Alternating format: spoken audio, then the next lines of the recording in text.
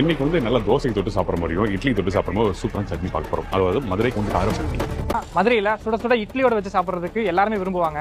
இந்த பூண்டு கார சட்னி பார்த்தீங்கன்னா இட்லியோட தோசையோட எல்லாத்துக்குமே எக்ஸலண்ட்டாக இருக்கும். மதுரை ரோட்டு கடை ஸ்டைல் பூண்டு கார சட்னி எப்படி செய்யலான்றதை பார்த்துடலாமா? அதுக்கு பேனில் 1/4 கப் அளவுக்கு நல்லெண்ணெய் சேர்த்துட்டு உளுத்தம்பருப்பையும் வரமிளகாவையும் நல்லா வறுக்கணும். அடுத்து இதில் 1/4 கப் அளவுக்கு பூண்டு சேர்த்து வறுத்துட்டு கூடவே பெருங்காயம், 1 கைப்பிடி அளவுக்கு கருவேப்பிலை, புதினா, கொத்தமல்லி சேர்த்து நல்லா வதக்கி எடுத்துக்கணும். நல்லா ஆற விட்டு மிக்ஸி ஜாரில் சேர்த்துட்டு தேவையான அளவுக்கு உப்பு சேர்த்து கொரகொரன்னு முதல்ல அரைச்சி எடுத்துக்கணும். அடுத்து இதில் 2 டேபிள் ஸ்பூன் அளவுக்கு புளி தண்ணி சேர்த்து நல்லா மழியாக அரைச்சி எடுத்துக்கணும். ரொம்ப திக்காக இருக்க மாதிரி இருந்ததுன்னா கொஞ்சம் தண்ணி ஆட் பண்ணி அரைச்சி எடுத்துக்கோங்க.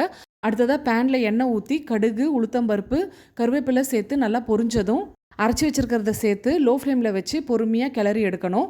இந்த மாதிரி எண்ணெய் பிரிஞ்சு வர ஆரம்பித்ததும் ஆஃப் பண்ணிட வேண்டியது தான். அவ்வளவுதான், செம்ம டேஸ்டான மதுரை ரோட்டு கடை பூண்டு கார சட்னி ரெடி ஆயிடுச்சு. இது இட்லி, தோசை கூட அட்டகாசமாக இருக்கும். கண்டிப்பாக ட்ரை பண்ணி பாருங்கள். ட்ரை பண்ணிவிட்டு உங்கள் ஃபீட்பேக் சொல்லுங்கள். பை.